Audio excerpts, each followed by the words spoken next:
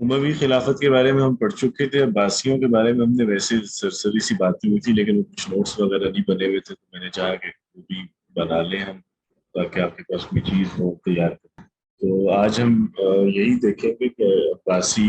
جو حکومت ہے اس کا قیام کیسے ہوا اور اس کے کون سے مراحل ہیں، اور اس کے بعد جو عباسی خلفاء یا ان کی خلافت کو دو ادوار میں تقسیم کیا جاتا ہے، ایک جسے ہم عصر قوت کہتے ہیں،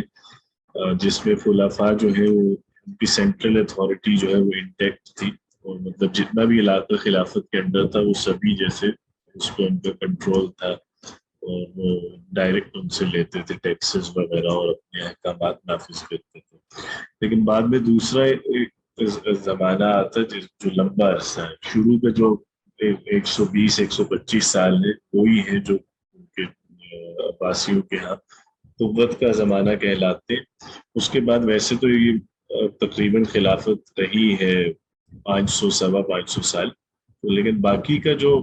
ٹائم پیریڈ ہے، یعنی آخری آپ کہہ لیں کہ تقریباً 3 4 صدیاں، وہ اس طرح سے تھا کہ عباسیوں کی خلافت تو تھی، لیکن عباسی جیسے خلیفہ ایک سمبل کے طور پہ، مسلمانوں کی وحدت کے علامت کے طور پہ استعمال ہوتے تھے،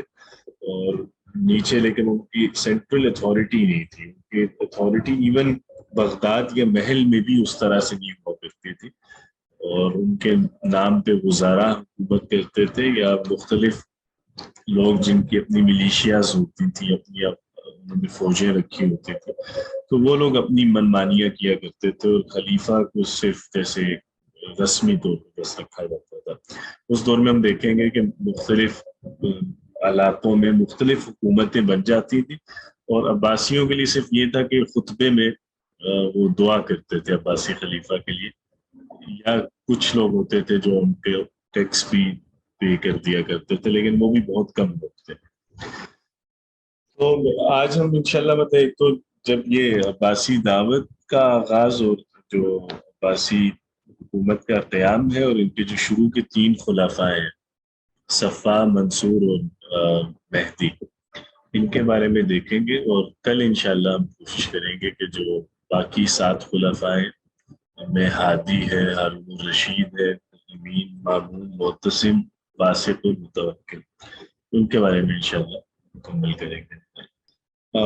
کل جو یہ زمانہ ہے عباسیوں کی حکومت کا 132 سے شروع ہوتا ہے۔ 132 میں آپ کو معلوم ہے کہ امویوں کی خلافت ختم ہوئی ہے، تو ان کا اموی خلافت شروع ہوئی تھی 40 سے، تو 40 سے 132 تک کا جو ایرا ہے وہ امویوں کا ہے، اور 132 سے آنورڈز 656 تک عباسیوں کا ہے۔ 656 وہ سال ہے جس میں تتاریوں نے بغداد کو مسمار کر دیا تھا، تو وہاں عباسیوں کی حکومت بالکل ختم ہو گئی، ٹھیک ہے۔ لیکن ویسے آپ مطلب اگر ہم بات کریں تو پریکٹیکلی ان کی حکومت بس جو زیادہ بہتر ڈومیننس کے ساتھ تھی وہ تو تقریباً 250 تک رہی ہے بس، اس کے بعد پھر جیسے مختلف گروپس ان کے نام پہ حکومت کرتے ہیں۔ اچھا، اس میں اب ہم آگے دیکھتے ہیں، جو مؤسس ہے ان کی حکومت کا وہ تو عبداللہ صفا ہے، ابو العباس بھی کہتے ہیں، ابو العباس صفا، اور یہ نسب میں اگر ہم دیکھیں تو حضرت عباس کا یہ چوتھی پشت میں سے ہے، یعنی حضرت عبداللہ بن عباس کا پڑپوتا ہے، عبداللہ بن محمد بن علی بن عبداللہ بن عباس۔ تو جو ہم آگے پڑھیں گے ابھی کہ جو عباسیوں کی دعوت تھی وہ شروع کی تھی محمد بن علی نے، جو حضرت عبداللہ بن عباس کے پوتے ہیں۔ تو یہ محمد بن علی اہم شخص ہے، ان کا نام یاد رکھیے گا۔ آگے ان کے بیٹا ہے عبداللہ صفا، اور جو دوسرا خلیفہ ہے ابو جعفر منصور، وہ بھی انہی کا بیٹا ہے، محمد بن علی کا۔ ان کی فکرہ یعنی ان کا آئیڈیا کیا تھا بیسیکلی، جس کے اوپر انہوں نے اپنی حکومت قائم کی یا لوگوں کو اپنی طرف بلایا، وہ یہ تھا کہ خلافت جو ہے وہ رسول اللہ صلی اللہ علیہ وسلم کے اہل میں یا ان کے رشتہ داروں میں ہونی چاہیے، ان کے خاندان میں۔ تو اس لیے اور ان کے جیسے نعرہ بھی تھا کہ ہم نے آل محمد کا انتقام لینا ہے امویوں سے، جو انہوں نے ان کے ساتھ زیادتیاں کی۔ تو اس وجہ سے ایک اس کا بیک گراؤنڈ جاننا بھی ضروری ہے۔ شیعوں میں ایک فرقہ ہے، فرقہ کسانیہ، اور اسے فرقہ مختاریہ بھی کہتے ہیں۔ مختاریہ اس لیے، جو ہم نے مختار ثقفی پڑھا تھا نا، آپ کو یاد ہوگا، مختار ثقفی ہم نے دیکھا تھا عبد الملک کے دور میں، اور جو حضرت عبداللہ بن زبیر کا دور ہے اس دور میں گزرا تھا، اور جس نے حضرت حسین کا بدلہ، اس نے بھی یعنی ان کے قاتلین کو قتل کیا، اور اس نے بھی جیسے دعویٰ کیا مہدی ہونے کا۔ تو جو مختار ہے اس کے نام سے بھی اس کو منسوب کرتے ہیں، فرقہ مختاری، اور کچھ لوگ اس کو کیس، ایک شخص تھا جو حضرت علی، یعنی ایک روایت یہ ہے کچھ لوگ مورخین کے بقول وہ حضرت علی کا غلام تھا، اور کچھ لوگ یہ کہتے ہیں کہ کیس جو ہے وہ مختار ثقفی کا آگے قائد تھا، تو اس کے نام پہ یہ منصوبے فرقہ ہے۔ ان کا بہرحال کہنا یہ لوگ یہ مانتے تھے کہ جو امامت ہے وہ محمد بن حنفیہ کے لیے ہے، محمد بن حنفیہ جو حضرت علی ہی کی ایک صاحبزادے ہیں، تو یہ جیسے یہ دعویٰ رکھتے تھے کہ امامت صرف ان کا حق ہے حضرت حسین کے بعد، تو اور یہ لوگ ان کے ساتھ جیسے جڑے بھی رہے، لیکن بہرحال بہت ساری چیزیں ان بعد میں جو انہوں نے حضرت ابن الحنفیہ کے نام پہ جیسے پھیلائی، جو انہوں نے بعد میں انکار بھی کیا کہ میرا ان سے کوئی تعلق نہیں ہے، مطلب انہوں نے چیزیں جیسے بہت بڑھائی، ان کی معصومیت کے دعویٰ کرنا، اور ان کا یہاں جو امامت کے تصور ہے اس کو جیسے مینیفیسٹ کرنے کی کوشش کی۔ تو خیر، حضرت محمد بن حنفیہ کی وفات کے بعد ان کے بیٹے ہیں ابو ہاشم، تو ان کو انہوں نے کہا کہ اب یہ یعنی امام ہوں گے سب کے، اور خلیفہ ہونا بھی ان کا حق ہے۔ پھر لیکن جو ابو ہاشم تھے یعنی ابن حنفیہ کے بیٹے، یہ گہرے دوست تھے محمد بن علی کے، اور یہ ان کے ساتھ ہی حمیمہ میں رہتے تھے۔ حمیمہ اردن میں ایک علاقہ ہے،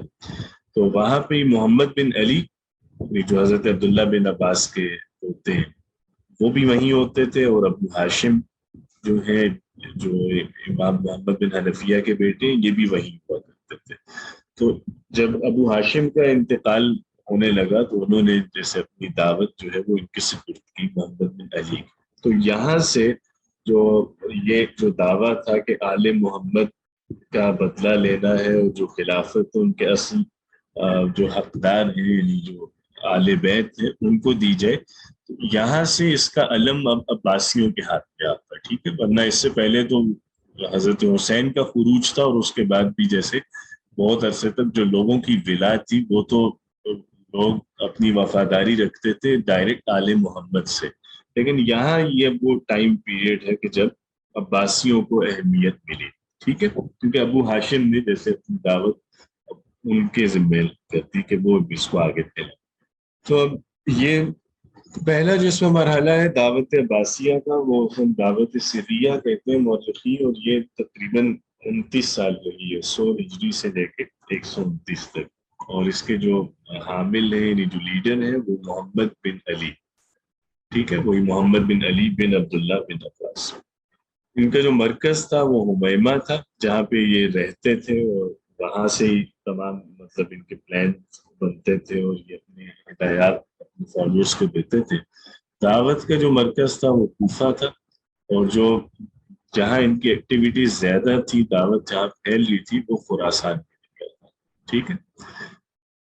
اور یا اس پورے ٹائم پیریڈ میں دعوت جو ہے وہ مکمل بالکل یعنی پرائیویسی کے ساتھ اور خاموشی کے ساتھ دی گئی، اور اس میں اخفا رکھا گیا، اور دعوت آل بیت کے نام پہ دی گئی، یعنی اب تک یہ نہیں تھا کہ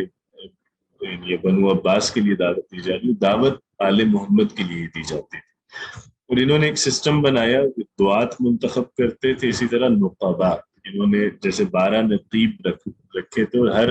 علاقے کا ایک نقیب ہوتا تھا جو فردر اپنے علاقے میں موجود جو دائی تھے انہیں ہدایات دیا کرتا تھا، ٹھیک ہے۔ اچھا، ایک اور چیز ہے، چلیں وہ آگے چلتے ہیں دیکھیں۔ اچھا، اس کے بعد ایک جو یہ سال اہم ہے 125 کا، یہ وہ سال ہے جس میں جو محمد بن علی ہیں ان کی وفات ہوتی ہے، جو اب تک یعنی قائد تھے عباسیوں کے، تو وہ اپنی اب جو یہ تمام ایکٹیویٹی ہے اور یہ جو ان کی ایک حرکت ہے، اس کی وہ امامت یا اس کی قیادت دے جاتے ہیں اپنے بیٹے ابراہیم کو۔ تو اب 125 میں ابراہیم بن محمد جو ہے یہ اپنے والد سے لے لیتے ہیں عباسیوں کی جو ہے خلاف امامت کو۔ اسی سال میں اب یہ ایک اہم ایونٹ ہے کہ 125 میں ایک طرف محمد بن علی کی وفات ہوتی ہے اور دوسری طرف امویوں میں ہشام بن عبد الملک کی وفات ہوتی ہے، یہ بھی 125 میں فوت ہوا۔ اور ہشام کے بارے میں آپ کو یاد ہوگا ہم نے پڑھا تھا کہ یہ آخری امویوں کا یہاں مضبوط خلیفہ تھا، اس کے بعد ولید آتا ہے اور پھر اس کے بعد جو یزید ابن ولید، وہ ہم نے دیکھا تھا کہ اس 3-4 جو خلفاء اس کے بعد گزرے ہیں وہ سبھی بہت کمزور تھے اور امویوں کے اپنے خاندان میں خلافت کے لیے بہت سی لڑائی چل رہی تھی۔ تو اب جیسے دو چیزیں کوئنسائڈ کر دیں کہ ایک سال ہے اسی میں اموی کمزور ہونا شروع ہوئے، اور یہی وہ ٹائم پیریڈ تھا کہ جب ابراہیم بن محمد نے اوورٹیک کیا تو انہوں نے اس کی سرگرمی بہت تیز کر دی، دعوت کی سرگرمی، ٹھیک ہے۔ اور یہی تقریباً وہ ٹائم پیریڈ ہے جس میں ابو مسلم الخراسانی جو ہے وہ بھی ان میں شامل ہو جاتا ہے ان کے ساتھ۔ تو اس کے آنے کے بعد تو ویسے ہی بہت تیزی آتی ہے اور کچھ ہی عرصے میں دعوت علی الاعلان دی جاتی ہے۔ تو 129 میں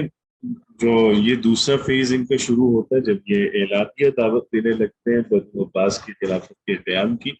اور پیچھے موٹیو ان کا وہی ہوتا ہے جس پہ ان لوگوں کو بلاتے ہیں، اور اس میں جو مین فگر ہے وہ ابو مسلم خراسانی ہے،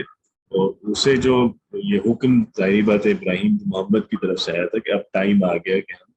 اوپنلی اپنی ایکٹیویٹیز کریں، چونکہ اب انہوں نے ظاہری بات ہے وہ واچ کر رہے تھے تمام حالات کو۔ تو یہ وہ ٹائم تھا کہ جب اموی جو ہے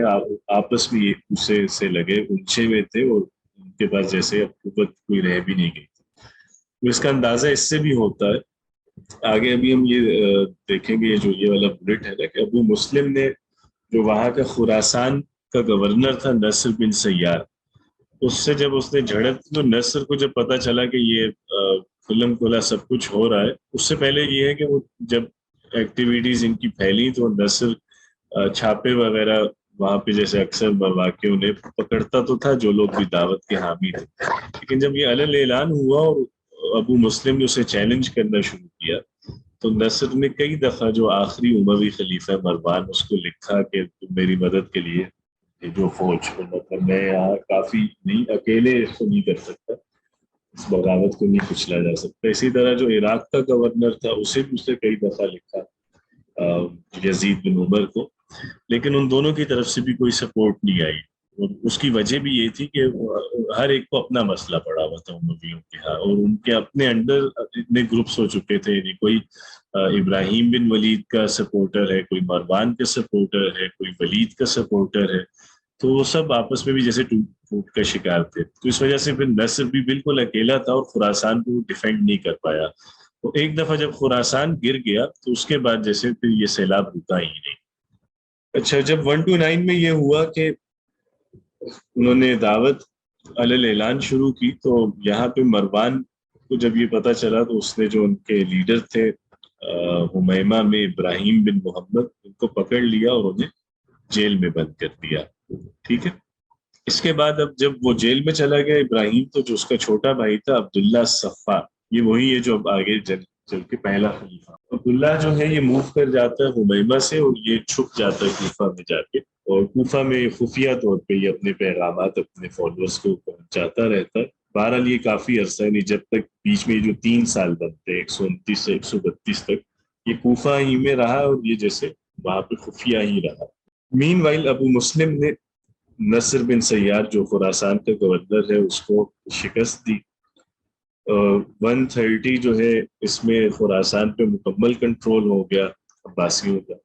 اس کے بعد 132 میں عراق پہ بھی ان کا کنٹرول ہو گیا اور یہ بھی انہوں نے امویوں سے لے لیا، ٹھیک ہے، چونکہ وہ بالکل خراسان سے جب آگے آئے تو عراق اس کی حدود پہ ہے۔ تو یہاں پہ بھی محاصرہ رہا، جو یہاں عراقی گورنر تھا یزید بن عمر بن حبیرہ، جو عمر بن حبیرہ ایک بہت اہم گورنر گزرا امویوں کی تاریخ میں، بہت بہادر آدمی تھا، اس کا یہ بیٹا تھا یزید بن عمر۔ تو یہ محاصرے میں رہے تو بہرحال انہوں نے پھر چھوڑ دیا، انہوں نے خود ہی قلعہ ان کے حوالے کر دیا، چونکہ جیسے صفا نے انہیں یقین دہانی کروائی تھی کہ اگر تم لوگ قتال نہیں کرو گے اور ہمارے ساتھ مل جاؤ گے تو ورنہ ہم خون نہیں بہائیں گے. تو انہوں نے چھوڑ دیا، لیکن بعد میں صفوان نے اپنے وعدے سے وہ مکر گیا اور ان سب کو مار دیا اس نے. تو 132 میں جب عراق چھنا ہے تو وہیں پہ کوفہ میں پھر صفا بھی سامنے آ گیا، وہ جو ایک پردے میں تھا وہاں سے وہ سب لوگوں کے سامنے آیا اور خلافت کے لیے اس نے بیعت کا اعلان کیا، اور جامع مسجد جو تھی کوفہ کی وہیں پہ اس کی بیعت کی گئی. ٹھیک ہے، 132 کو.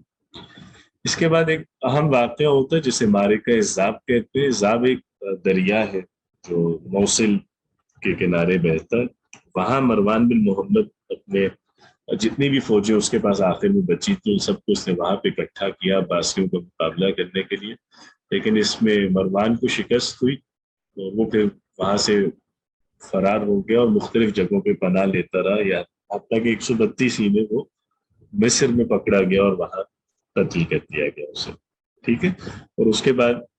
ایک ایک کر کے انہوں نے جتنے بھی اموی بچے تھے ان سب کو مارا. اب جو عباسیوں کی ہے خلافت، اس کو ہم نے ابھی شروع میں تمہیدی طور پہ بات ہوئی بھی تھی کہ دو ادوار میں مورخین اسے تقسیم کرتے ہیں. اب اس میں یہ ہے کہ عصر اول کتنے ٹائم پیریڈ کے لیے ہے، عصر ثانی کتنے کے لیے، اس میں مورخین کا اختلاف ہے. کچھ لوگ پہلے جو 8 خلفاء ہیں یعنی معتصم تک، ان کو کہتے ہیں کہ یہ عصر قوت ہے، اور اس کے بعد عصر ضعف یا عصر ذوف کنسیڈر کرتے ہیں. لیکن زیادہ تر جو لوگ ہیں وہ پہلے 10 خلفاء کو مانتے ہیں کہ یہ جو ان کا ٹائم پیریڈ ہے یہ وہی عصر قوت ہے، اس میں نہیں متوکل آخری خلیفہ ہے. تو ہم نے اسی ویو پوائنٹ کو لیا. تو اس لحاظ سے جو پہلا زمانہ ہے وہ 132 سے 247 تک، یعنی یہ 115 سال ہے جو مضبوطی کا ایرا ہے، اور اس میں 10 خلفاء رہے ہیں عباسیوں کے. ٹھیک ہے، جو شروع صفا سے ہوتے ہیں اور اینڈ ہوتے ہیں یہ متوکل پہ. دوسرا جو دور ہے وہ 247 سے 656 تک ہے، اور اس میں خلفاء کمزور تھے اور ان کی بجائے گزارا اور عسکری، یعنی عسکریوں سے مراد نہیں وہ لوگ کہ جن کے پاس کوئی بھی عسکری یا ملٹری پاور ہوا کرتی تھی، جن کے انڈر کچھ بھی کمانڈ تھی فوج کی، تو وہ بھی جیسے بغاوت کر لیا کرتے تھے، یا جو ایریا بھی ان کے بس میں ہوتا تھا اس پہ کنٹرول کر لیتے تھے. اس ٹائم پیریڈ میں 27 خلفاء رہے، یعنی کل 37 عباسی خلفاء گزرے. 10 ان میں جو ہے پہلے والے وہ مضبوط خلفاء تھے، اور بعد کے جو 27 ہیں وہ کمزور خلفاء. عصر قوت جو ہے اس میں یہ 10 لوگ ہیں. سب سے پہلے صفا ہے، ابو العباس الصفا، ابو جعفر المنصور. پھر منصور کے بعد جو ہے خلافت وہ منصور کی اولاد ہی میں رہی ہے. منصور کا ایک بیٹا ہے محمد المہدی، یہ خلیفہ بنا. اس کے بعد پھر مہدی کے بچوں میں رہی خلافت موسیٰ بن محمد، یعنی موسیٰ بن محمد المہدی، اور جس کا لقب الہادی تھا. تو موسیٰ الہادی، اس کے بعد پھر ہارون بن محمد المہدی جنہیں ہارون الرشید کہتے ہیں، تو یہ بھی مہدی کی اولاد میں سے ہارون. پھر اس کے بعد ہارون کے 2 بیٹے، اور بلکہ تیسرا بیٹا بھی معتصم، وہ بھی ہارون کا بیٹا. پہلے محمد الامین، پھر عبداللہ المامون، اور پھر محمد المعتصم. یہ تینوں ہارون الرشید کی اولادیں رہی ہیں. اور اس کے بعد جو اگلے 2 خلفاء ہیں یہ معتصم باللہ کی اولادیں ہیں، باسط باللہ اور متوکل علی اللہ. ان میں جو زیادہ ٹائم یعنی جنہوں نے گزارا ہے خلافت میں، ایک تو منصور ہے. منصور 137 سے 158 تک، یعنی 21 سال تقریباً منصور کی خلافت رہی ہے. اور اس کے بعد رشید جو ہے ہارون الرشید، اس کا بھی پاس تقریباً 23 سال، 170 سے 193 اس کی حکومت ہے. اسی طرح مامون نے بھی 20 سال حکومت کی، 198 سے 218 تک. اور پھر متوکل جو ہے اس کی 15 سال حکومت رہی آخر میں، 232 سے 47 تک. یہ ان کا نسل ہے. حضرت عباس، ان سے حضرت عبداللہ، ان کے بیٹے ہیں علی، ان کے بیٹے ہیں محمد. یہ ہیں محمد بن علی جنہوں نے دعوت کا قیام کیا، یا دعوت جہاں سے عباسیوں کے ہاتھ میں آئی. وہ ہم دیکھ چکے ہیں کہ ان سے پہلے محمد بن حنفیہ کے جو سپورٹرز تھے وہ محمد بن حنفیہ کے بعد ان کے بیٹے ابو ہاشم کے پاس آ گئے، اور پھر ان کے بعد محمد بن علی کے پاس جیسے کنٹرول آیا. اور محمد بن علی کے بیٹے ہیں عبداللہ صفا جو پہلے خلیفہ ہوئے، اور انہی کے دوسرے بیٹے عبداللہ المنصور جنہیں ابو جعفر منصور کہتے ہیں، یہ خلیفہ ہے۔ اور اس کے بعد منصور ہی کے ہاں خلافت رہی ہے۔ منصور کا بیٹا محمد المہدی، پھر مہدی ہی کے پہلے ایک بیٹا ہادی جو ہے اس نے حکومت کی، پھر دوسرے بیٹے ہارون الرشید نے، تو پھر ہارون الرشید کی اولاد میں پہلے اس نے امین کے پاس خلافت ہے، پھر مامون کے پاس، اور پھر معتصم کے بیٹا واسق نے پہلے حکومت کی، اور پھر دوسرے متوکل۔ ٹھیک ہے، تو یعنی زید اس میں آپ دیکھ لیں کہ ہارون کی اولاد میں اوپر جائے تو سب منصور کی اولاد میں خلافت آ رہی۔ صفا جو ہے، جو پہلا خلیفہ ہے، اس کے پاس صرف 4 سال حکومت رہی ہے، 132 سے 136، اور نام اس کا عبداللہ ہے، لقب اس کا صفا ہے، جو کہ قتل بے دریغ کر دیتا تھا، اور اسی لیے صفا کے معنی بھی یہی خون بہانے والے کے۔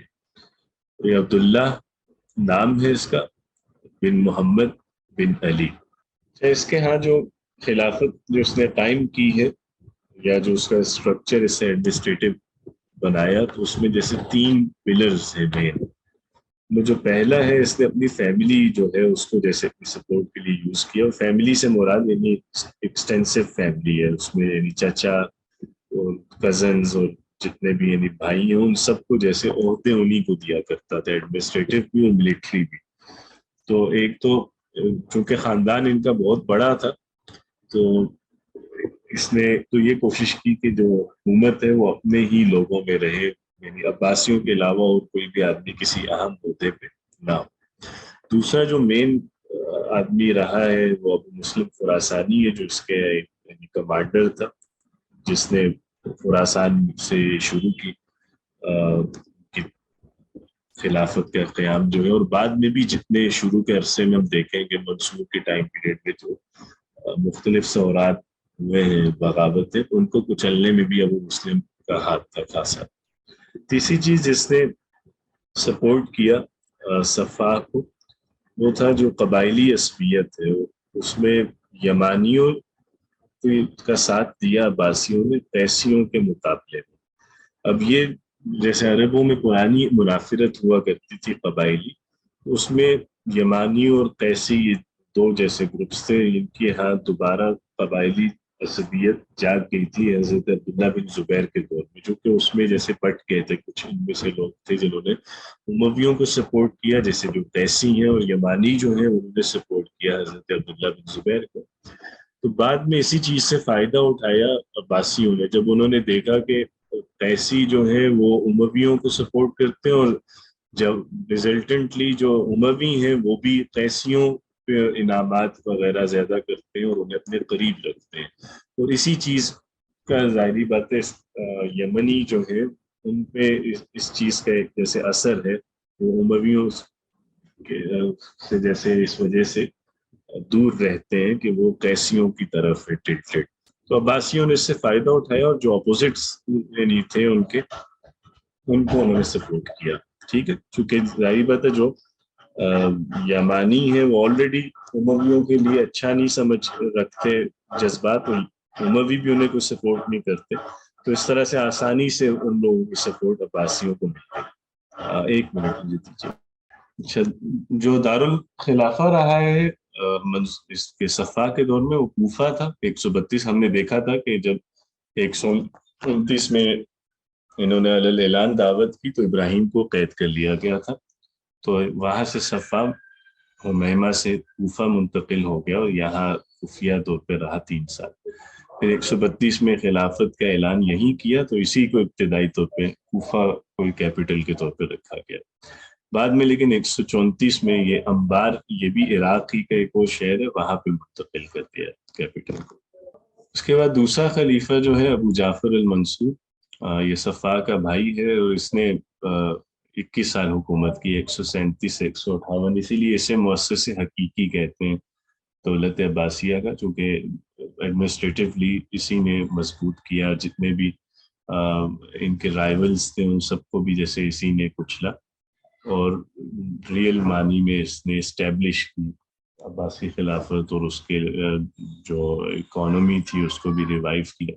اسی لیے ہم دیکھتے ہیں کہ منصور کے آخری دور میں جیسے خاصا امن آ گیا تھا اور اسے کنٹرول کر لیا تھا چیزوں کو, اور بعد کے ادوار میں جتنی بھی ترقی ہوئی ہے اس کی بڑی وجہ یہ ہے کہ منصور اکیلے اس نے تمام چیزوں پہ قابو پا لیا تھا. اور اس کے دور میں بہت زیادہ مسائل رہے تھے, یعنی وہ کسی بھی کمزور آدمی کے بس کی بات نہیں ہے کہ وہ انہیں حل کر سکے. تو لیکن اس نے ان سب مسائل کا سامنا کیا اور ایک مضبوط حکومت کی بنیاد رکھی. اسی لیے اسے مؤسس حقیقی کہتے ہیں. نام اس کا بھی عبداللہ ہے, نام صفا کا بھی عبداللہ ہی تھا. دونوں بھائی ہیں, محمد بن علی کی اولاد ہیں دونوں. ان کے دور میں کافی جو بغاوتیں ہوئی ان میں سے ایک جیسے اس کے چچا ہی کی بغاوت ہے عبداللہ بن علی. جو ان کا کلیم تھا, ان کے چچا جو ہیں عبداللہ بن علی کا, وہ یہ تھا کہ مروان بن محمد کو بھی قتل انہوں نے کیا تھا, اور وہ جیسے سمجھتے تھے کہ خلافت کو ان کا حق زیادہ ہے کیونکہ تو بڑے بھی ہیں, اور محمد بن علی جو اصل میں تھے کے قائد, تو ان کے ساتھ انہوں نے سب سے زیادہ کام کیا ہے, تو وہ اپنے آپ کو جیسے کنسیڈر کرتے تھے کہ ان کا حق زیادہ ہے. اور دوسرا جیسے ہم نے دیکھا بھی تھا کہ یہ شاید بات ہوئی تھی پہلے کبھی کہ صفا جو ہے وہ تو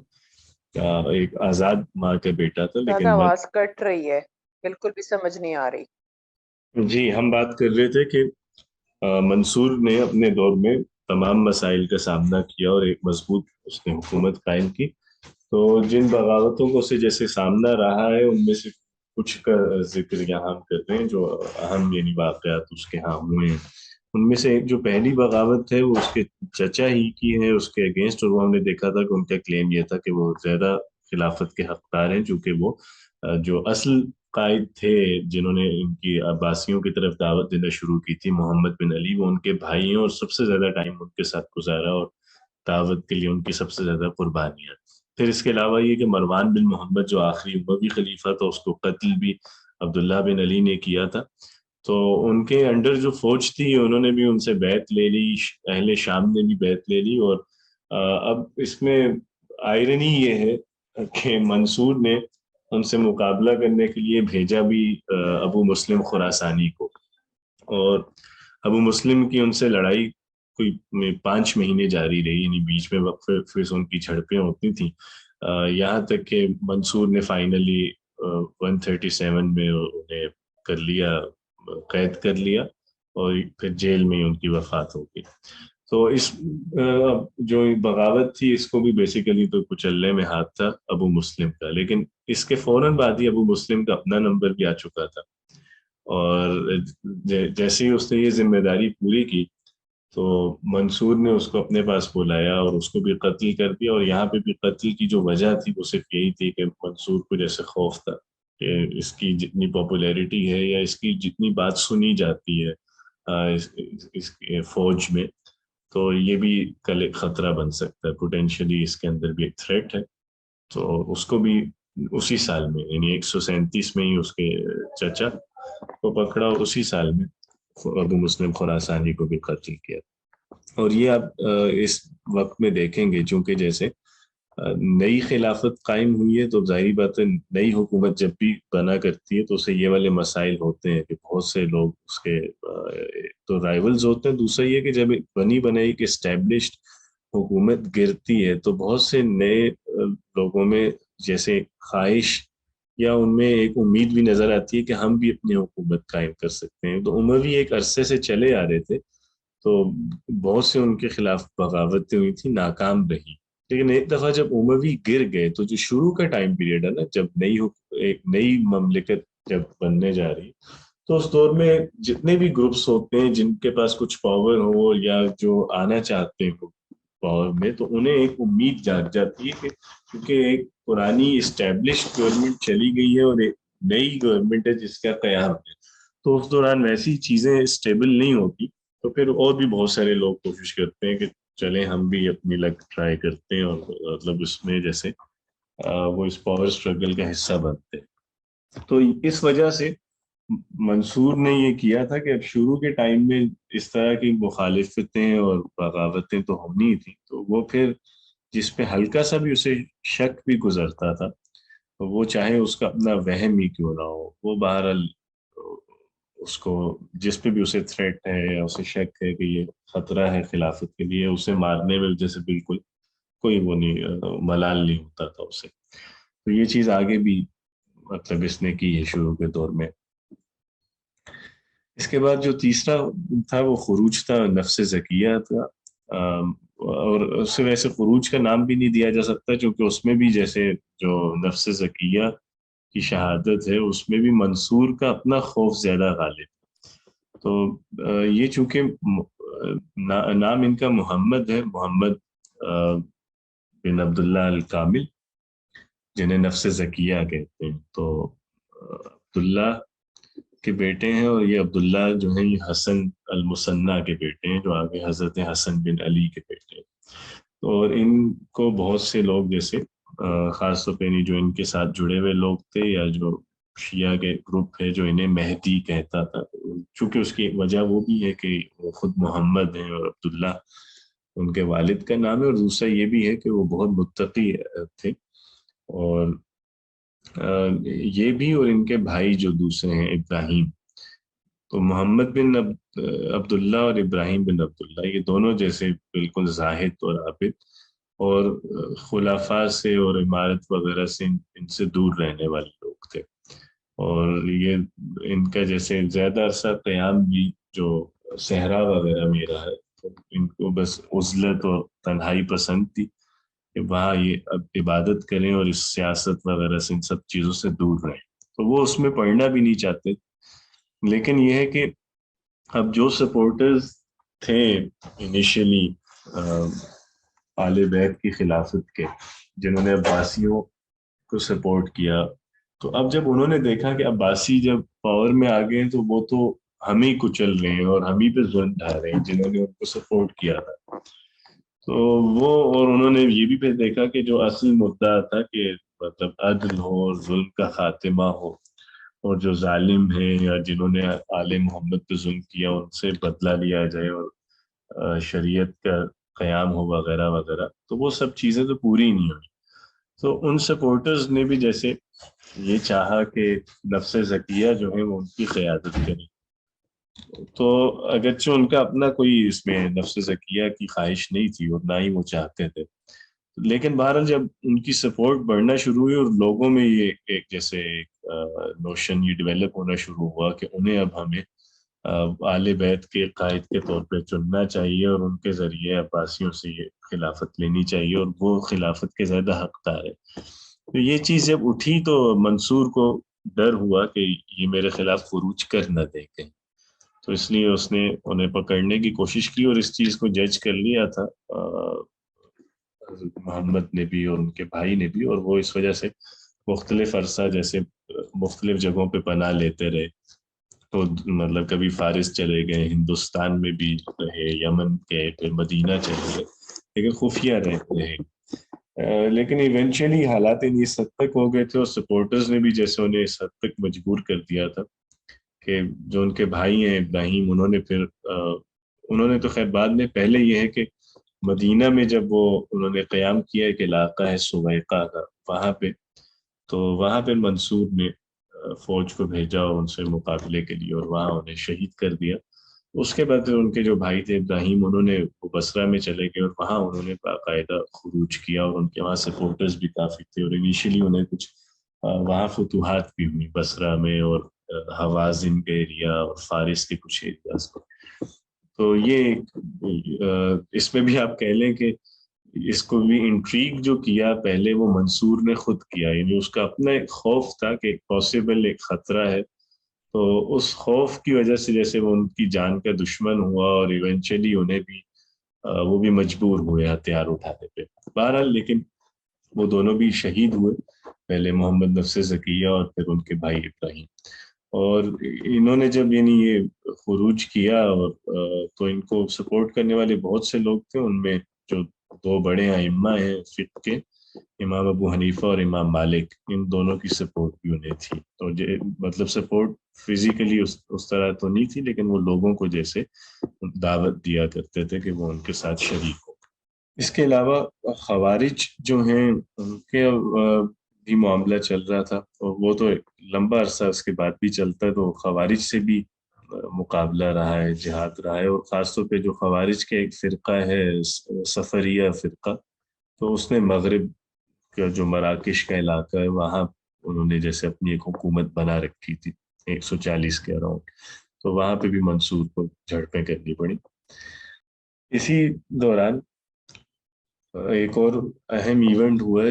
138 میں، 137 میں منصور نے ٹیک اوور کیا، اور اس کے بالکل شروع میں ہی 138 میں امویوں کی حکومت قائم ہوئی اندلس میں۔ یہ بات ہم دیکھ چکے ہیں کہ صفحہ جب پاور میں آیا تو اس کے بعد اس نے جتنے بھی اموی خاندان کے لوگ تھے ان سب کو جیسے مار دیا تھا، تاکہ کوئی ان میں سے دوبارہ بغاوت نہ کرے اور خلافت کو کلیم نہ کرے، ان کی یعنی شہزادوں میں سے کوئی بھی۔ لیکن یہ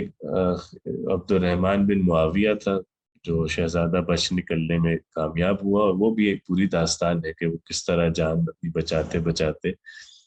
سمندر پار کر گیا اور اندلس میں پہنچ گیا، اور وہاں جا کے اسے سپورٹ ملی مغیوں کے لیے، جو چونکہ آلریڈی وہاں آپ کو پتا ہے کہ اندلس کو فتح بھی چونکہ مغیوں ہی نے کیا تھا، تو اس لیے ان کے لیے ایک بڑی قدردانی تھی وہاں کے علاقے لوگوں میں۔ تو عبد الرحمن وہاں پہ پھر اس نے اپنی خلافت قائم کی، اور یہ عبد الرحمن جو ہے یہ وہی ہشام جو ہم نے دیکھا تھا، یہ اس کا ہی پوتا تھا، عبد الرحمن بن معاویہ بن۔ اس کے علاوہ منصور کے جو کچھ کام ہیں ان میں بغداد جو ہے اس کی تعمیر بھی، اس کی بنیاد منصور نے رکھی، اور اس کو کیپٹل اپنا مقرر کیا 146 میں۔ اس کے علاوہ مسجد حرام میں توسیع کی اس نے 139 میں۔ باقی مملکت کے تمام معاملات کو اس نے بہتر کیا، قانون جیسے اس نے مرتب کیا، مختلف چیزوں کے نظام اور قواعد اس نے بنائے، اور وفات اس کی 158 میں ہے حج کے دوران۔ اس کے بعد تیسرا جو خلیفہ ہے وہ ہے محمد المہدی، جو منصور کا بیٹا ہے، اور اس کی 11 سال رہی ہے حکومت، اور اس کے بارے میں جو اس کی ذاتی اوصاف ہے اس کے بارے میں کہا جاتا ہے کہ بہت اچھے اخلاق کا آدمی تھا، بہت سخی تھا، نرم طبع تھا، اور بہت جیسے لوگوں کو دیا کرتا تھا، اور اس نے مظالم یعنی جن لوگوں پہ کوئی ظلم ہوا یا ان سے ظلمن کوئی چیز لے لی گئی تو اس نے جن کے حقوق تھے ان کے حقوق واپس کیے۔ اسی طرح مسجد حرام اور مسجد نبوی کی توسیع بھی کی مہدی نے۔ اسی وجہ سے آپ اگر عباسی دور کی ادب وغیرہ بھی پڑھیں گے نا تو ان میں جن خلفاء کی سب سے زیادہ مدح ملتی ہے آپ کو، تو ان میں سے ایک ہارون الرشید ہے، اور پھر مہدی جو ہے، اس کو جیسے ہمیشہ اچھے نام سے سب نے یاد کیا۔ مہدی کے دور میں بہت امن رہا ہے، حالات قابو میں رہے ہیں، جو کہ ہم دیکھ چکے ہیں کہ اس سے پہلے مطلب جتنے بھی مسائل وغیرہ تھے یا بغاوتیں تھیں ان کو منصور نے بہت بری طرح کچلا، تو اس لیے پھر بعد میں لوگوں کی ہمت نہیں ہوئی کہ وہ دوبارہ اٹھیں۔ مہدی کے دور میں ایک ٹرم ایوالو ہوئی جو زنادقہ یا زندیق کی ٹرم ہے، زندیق کی جمع ہے زنادقہ، تو یہ اس دور میں استعمال ہونا شروع ہوئی۔ اصل میں تو زندیق کہتے تھے ہر کسی بھی اس شخص کو کہ جو آگ کا پجاری ہو، اور یہ چونکہ لفظ فارسیوں کے ہاں سے آیا تھا، اور ان کے ہاں مصدق ایک فرقہ ہے وہاں یہ لفظ بولا جاتا ہے، تو یعنی جو بے دین ہو نا ان کے لیے۔ لیکن بعد میں یہ لفظ جو ہر ملحد کے لیے اور ہر بدعتی کے لیے استعمال ہونا شروع ہوا، اور اس دور میں جیسے یہ لفظ عام استعمال کیا جاتا تھا ہر اس آدمی کے لیے جو سنت کا مخالف ہو یا جو بدعت کی ترویج چاہتا ہو یا ملحد ہو۔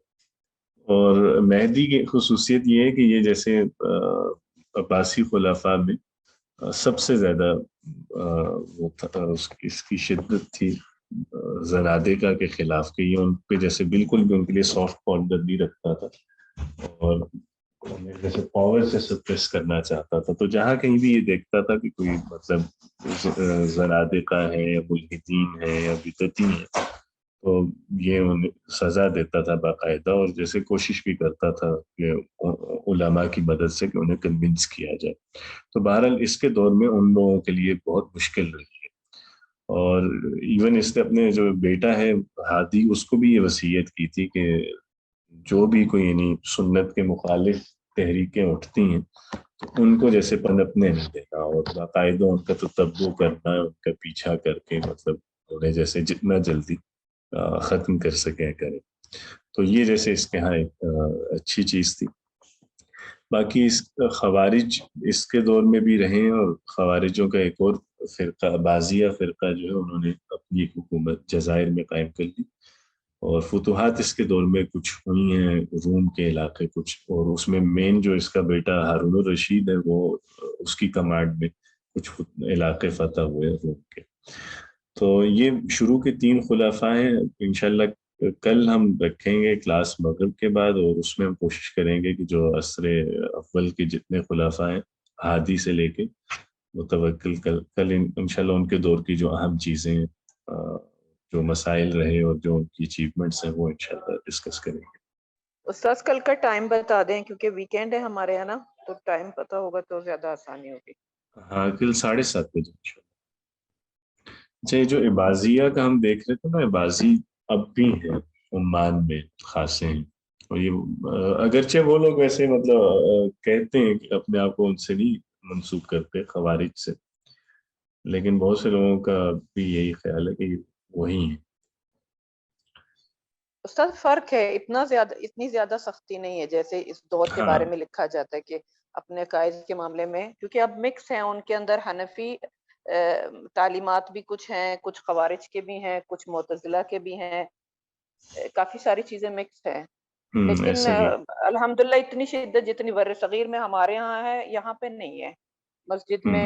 ائمہ کے پیچھے ہم نماز پڑھتے ہیں یا ساتھ مل کے پڑھ رہے ہوتے ہیں تو کوئی مسئلہ نہیں ہوتا. جیسے پاکستان میں تو اگر کسی نے رفع الیدین کیا یا ہاتھ چھوڑ کے نماز پڑھ لی، کیونکہ یہ لوگ ہاتھ چھوڑ کے نماز پڑھتے ہیں، یا ہم نے ان کے سامنے ہاتھ باندھ کے نماز پڑھ لی تو کچھ بھی نہیں ہے. شادیاں بھی یہاں پہ ہو جاتی ہیں آپس میں، اور اتنی ہیں علماء ان کے تھوڑے سے سخت ہیں، لیکن تکفیر نہیں کرتے ایسے بظاہر. مجھے لگتا ہے کہ شاید سنی زیادہ کرتے ہیں یہاں پہ، تھوڑی تشدد ہے ان کے اندر، خاص طور پہ وہ طلبہ جو سعودیہ سے پڑھ کے آتے ہیں یہاں پہ.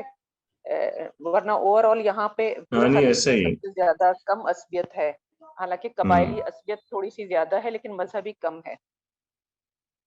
نہیں اسی لیے یہ لوگ بلکہ برا مناتے ہیں اگر آپ ان کو خوارج سے جوڑیں، تو وہ کہتے ہیں ہم سنیوں کا یہ خوارج نہیں. اور استاد ابھی بھی جو انڈیا میں حالات تھے تو یہاں کے مفتی اعظم نے اس کے خلاف آواز اٹھائی تھی، ورنہ باقی عرب تو سو ہی رہے تھے. اور بیت المقدس کے حوالے سے بھی ان کا موقف میڈیا پہ آتا رہتا ہے، اور اپنے سلطان سے بھی یہ بات پوچھ کرتے ہیں. جب پچھلے سلطان تھے تو باقاعدہ جو مفتی اعظم ہیں وہ سخت الفاظ میں ان کے بیانات آتے تھے، ورنہ دوسرے خلیجی ممالک میں کسی مفتی کی مجال نہیں کہ وہ سلطان وقت کو جو ہے نا کچھ کہے اور یا لوگ اٹھ کے باتیں کریں. تو ہے تھوڑی سی اس معاملے میں، اور اللہ کا شکر ہے سنی مساجد اور لیکن بس یہ ہے کہ جو سرپرستی ہوتی ہے اوقاف کی وہ ان کے ہاتھ میں ہے. ایسے ہی. ویسے بھی میرا خیال ہے وہ آبادی میں بھی یہ لوگ زیادہ ہے نا، 70-80% تو یہی آبازی ہیں نہیں وہاں. میرے خیال میں استاد، نہیں میرے خیال میں ایسا نہیں ہے شاید، اچھا. کیونکہ جتنے بڑے بڑے علاقے ہیں وہاں تقریباً لوگ مالکی ہیں یا شافعی ہیں یا حنبلی ہیں. ان کی عدد کم ہے لیکن یہ ہے کہ مذہبی جو پوسٹ ہیں وہ ان کے پاس ہے. اور اب اس نئے سلطان کے آنے کے بعد کچھ لگ رہا ہے کہ تھوڑا سا شاید قبائلی بھی کچھ یعنی بہت سارے لوگوں کو ایک طرف کر رہے ہیں نا. جیسے پہلے جو زنجبار کے لوگ آئے ہوئے ہیں ان سے بھی شادیاں ہوتی تھی، جو بلوچ ہیں ایران کے وہ بھی کرتے. اب تھوڑا سا عربی زیادہ وہ ہو رہا ہے کہ ہم عربوں کو زیادہ آگے لے کر آئے، تو تھوڑا سا نظر آ رہا ہے ایسے ہی جو ابھی جتنے وزارتیں ملی ہیں لوگوں کو اس میں تھوڑی سی عصبیت لگ رہی ہے. لیکن اوور آل پہلے نہیں تھا اتنا، اب بھی بظاہر تو نہیں ہے لیکن ہمیں محسوس ہوتا ہے جیسے جو لوگ نوٹ کرتے ہیں بہت زیادہ. صحیح ہے. صحیح. چلیں جی بہتر ہے انشاءاللہ پھر کل 7:30 بجے کرتے ہیں. استاد ایک سوال تھا، یہ امام ابو داؤد رحمہ اللہ جو ہیں ان کے دور میں تھے جو یہ خلیفہ منصور جو تھے، یہ جو سیکنڈ نمبر پر جو تھے عباسیوں کے؟ امام ابو داؤد؟ جی یار ان کا ٹائم پیریڈ کیا ہے میرے ذہن میں نہیں ہے. مجھے بھی نہیں معلوم. میں وہ آئینہ پرویزیت جو کتاب ہے عبدالرحمن کیلانی صاحب کی، اس میں پڑھ رہا تھا کہ اس میں ذکر ہے. مجھے یہ معلوم نہیں کہ یہ منصور تھے یا کوئی اور نہیں یہ والا منصور تھے نہیں کہ ہوگا. وہ نہیں کافی نہیں، امام ابو کافی داؤد جہاں ظالم. تک مجھے یاد ہے امام ابو داؤد تیسری صدی میں آئے ہیں، یعنی 200 کچھ میں، میرا خیال ان کی تیسری صدی کے اوائل میں ان کی پیدائش ہے. تو منصور تو نہیں ہو سکتا کسی بھی طرح. ان کے بھی دور میں کوئی منصور تھے یا کیا تھے؟ وہ کافی جن کا آتا ہے ظالم تھے، مطلب کافی، مطلب وہ بھی گردن اڑانے میں اور کافی اس میں تھے. تو مجھے یہ ہو رہا تھا کہ شاید وہ یہ منصور تھے یا کوئی اور نہیں منصور نہیں تھے. نہیں نہیں، یہ نہیں ہوں گے، چونکہ اس دور میں تو ابھی تو مطلب محدثین کی تو ویسے تو ابھی شروع نہیں ہوئی تھی نا ابھی روایت اس طرح سے. محدثین کے یعنی جسے مدرسہ کہتے ہیں وہ تو ابھی اسٹیبلش ہی نہیں ہوا تھا. چونکہ منصور کے دور میں ہیں امام مالک ہیں اور امام ابو حنیفہ ہیں، اور اس کے ابھی تو بہت بات کر کے پھر کہیں جا کے ہارون الرشید کے دور میں اور مامون کے دور میں ہوں گے امام ابن حنبل. اس سے پہلے امام شافعی گزریں گے، اور محدثین کا دور تو اس کے بعد کا، وہ تیسری صدی کے دور پڑتا ہے. صحیح. استاد امام ابو حنیفہ کے بہت سارے واقعات ہیں منصور کے ساتھ، ان ہاں کی جرت کے اور اس کے جیسے دو ٹوک الفاظ میں ان کو منع کرنا یا ان کو زج کرنا،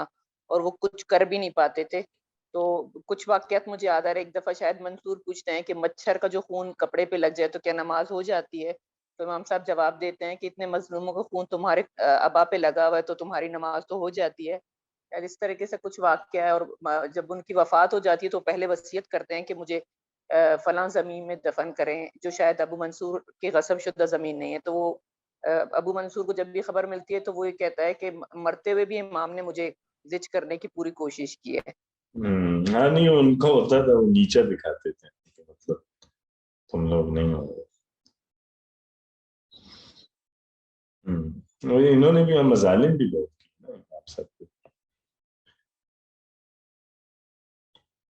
جی استاد، یہ قضا کے لیے ان کو زبردستی بلوایا تاکہ ان کو کوئی عذر ہو ان کے پاس، ان کو سزا دی جائے. جب انہوں نے کہا کہ میں قضا کا عہدہ قبول نہیں کر سکتا تو انہوں نے وجہ پوچھی تو ان کا ایک تو میں عربی النسل نہیں ہوں، عربوں کا زیادہ حق ہے، اور دوسری بات یہ ہے کہ مجھے نہیں لگتا کہ میں قضا اس عہدے کے لیے ٹھیک رہوں گا. تو انہوں نے کہا بھائی آپ خلیفہ کو جواب دے رہے ہیں. تو پھر قید خانے میں ڈلوا دیا، اور کچھ روایت میں شاید کہ زہر ہاں دے کے ان کی پھر ان کا انتقال ہوا. وفات بھی اسی میں ہوئی. جی ہاں نہیں، وہ کوئی آپ جس کی بات کر رہے ہیں وہ اور ہوگا، کیونکہ وہ زمانہ متوقع اس کا معتصم کا بنے گا میرا خیال ہے، معتصم یا متوکل کا. جی چلیں بہتر انشاءاللہ، پھر تو کل ملتے ہیں. السلام علیکم.